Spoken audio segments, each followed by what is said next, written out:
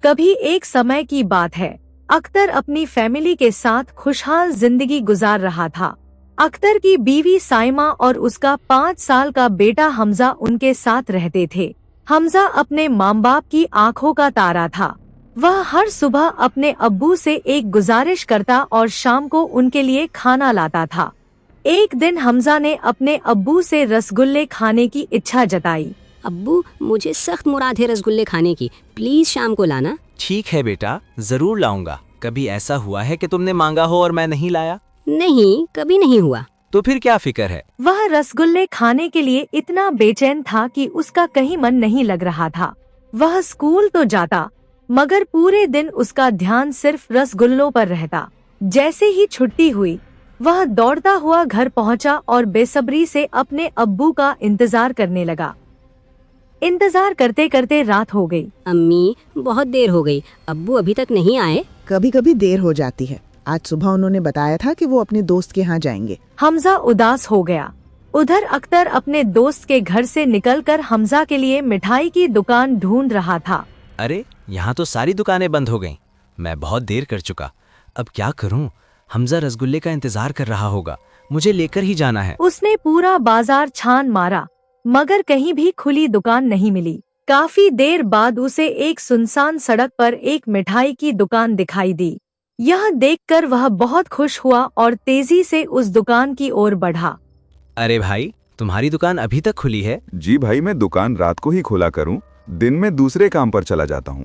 लेकिन रात के इस वक्त कौन मिठाई खरीदने आता है? हाँ भाई, बहुत लोग आते हैं। आप भी तो आ गए। हाँ, ये भी सही है। तो बताओ, कितने रसगुल्ले चाहिए? 1 किलो पैक कर दो। अच्छा, करता हूँ। आखिरकार उसे हमजा के लिए रसगुल्ले मिल गए। अख्तर जल्दी से घर पहुंचा और दरवाजा खोला। हमजा अपने अब्बू को देखकर दौड़ता हुआ आया। जल्दी बताओ, मेरे रसगुल्ले कहाँ हैं? अरे रुको रुको, जरा सब्र करो।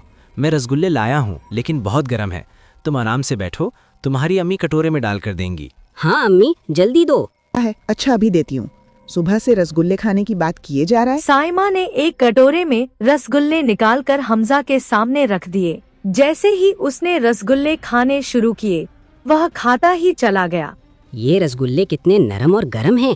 ये तो वाकई बहुत मजेदार हैं। मैं ये सारे रसगुल्ले खाऊंगा। हाँ हाँ, खा ले, कोई बात नहीं। तेरे लिए ही आए हैं, लेकिन हमें भी दे दे। नहीं नहीं, मैं एक भी नहीं दूंगा, मैं सारे खाऊंगा। वह एक एक करके सारे रसगुल्ले खा गया। वह ऐसे खा रहा था जैसे बहुत दिनों से भूखा हो। कुछ ही देर में कटोरा खाली हो गया। उसके माँ बाप को यह सब बहुत अजीब लगा। अगले दिन अख्तर फिर उसी दुकान पर गया और 1 किलो रसगुल्ले लेकर आया। इस बार भी दुकान पर कोई ग्राहक नहीं था। भाई, मेरे बेटे ने तुम्हारे रसगुल्ले की बहुत तारीफ की थी। उसे बहुत पसंद आए, तो 1 और किलो पैक कर दो। अच्छा, करता हूँ।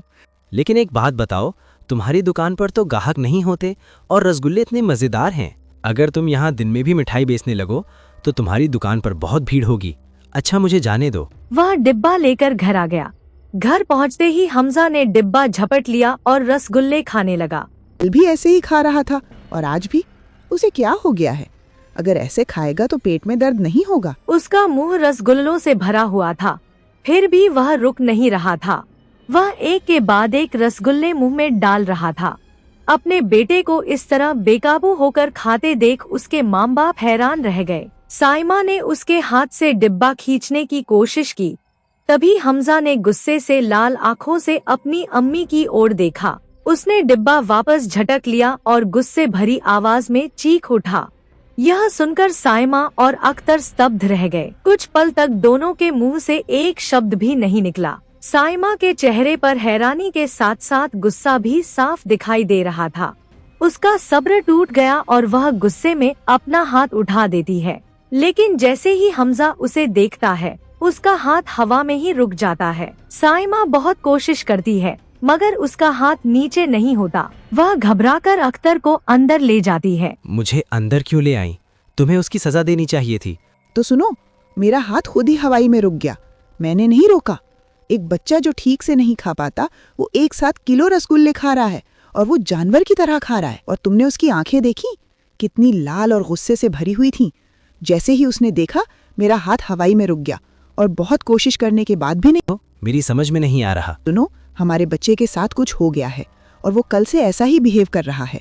आज वो स्कूल भी नहीं गया, दिन भर बस एक जगह बैठा रहा। मुझे शक है कि ये सब इन्हीं रसगुल्ले की वजह से है। मैं कल उस दुकानदार के पास जाऊंगा और जब उसे 2 थप्पड़ पड़ेंगे तो सच बोल देगा कि इन रसगुल्लों में क्या गड़बड़ है। अगले दिन अख्तर उसी जगह जाता है, मगर वहाँ कोई दुकान दिखाई नहीं देती। अरे यहाँ तो दुकान थी, कहाँ गई? यहाँ तो रसगुल्ले की दुकान थी, लेकिन पता नहीं कहाँ गई। भाई क्या हुआ? आप इतने परेशान क्यों हैं? भाई उस दुकान के बारे में क्यों पूछ रहे हो? जब से मेरे बेटे ने उस दुकान के रसगुल्ले खाए हैं, वो पागलों जैसा बिहेव कर रहा है। हाय अल्लाह, क्या हो गया? और क्या उसने अकेले वो रसगुल्ले खाए? हाँ, सिर्फ उसी ने खाए। लेकिन आप ऐसा क्यों कह रहे हैं? वो किसी जिन की दुकान है। वो रसगुल्ले की दुकान रात को 12 से 4 बजे तक खुलती है। जो भी उस दुकान के रसगुल्ले खा लेता है वो तबाह हो जाता है। क्या कह रहे हो बाबा? मेरे बेटे ने उस दुकान के इतने सारे रसगुल्ले खा लिए। अब मैं क्या करूं?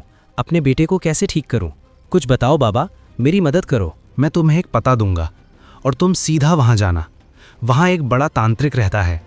अब वही तुम्हारे बेटे को ठीक कर सकता है। परेशान होकर वह एक तांत्रिक के पास जाता है और उसे सारी बात बताता है। वो कोई जिन है, लेकिन तुम फिक्र मत करो, मैं आज रात उसे गिरफ्तार कर लूंगा। तुम सिर्फ अपने बेटे का ख्याल रखना। जब वह घर लौटता है, हमजा एक कोने में बैठा होता है।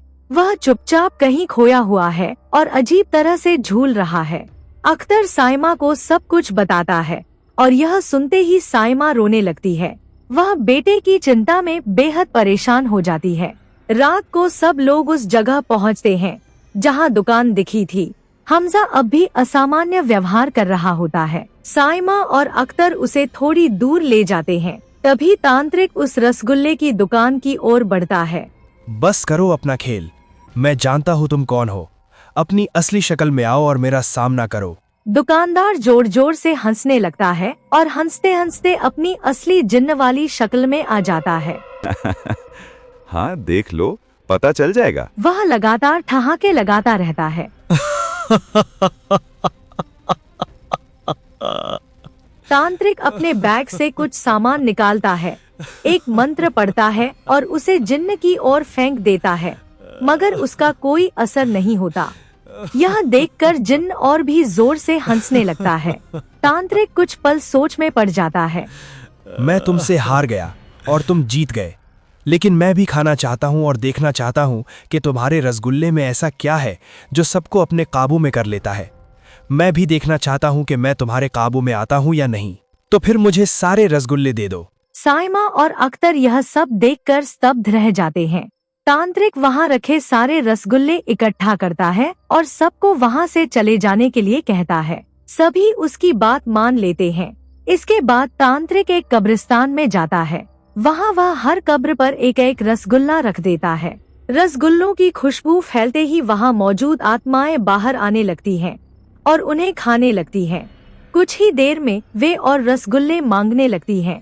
तांत्रिक उनसे प्रार्थना करता है कि वे हमजा को उस जिन्न के प्रभाव से मुक्त कर दें।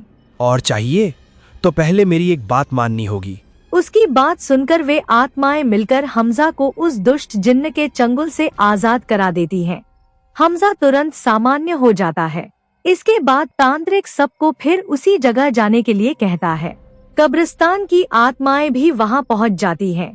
वे उस जिन्न से लगातार रसगुल्ले बनवाने लगती हैं। जब वह थककर मना करता है तो आत्माएं क्रोधित हो जाती हैं और अपनी शक्ति से उसे परास्त कर देती हैं। अंततः उस दुष्ट जिन्न का अंत हो जाता है।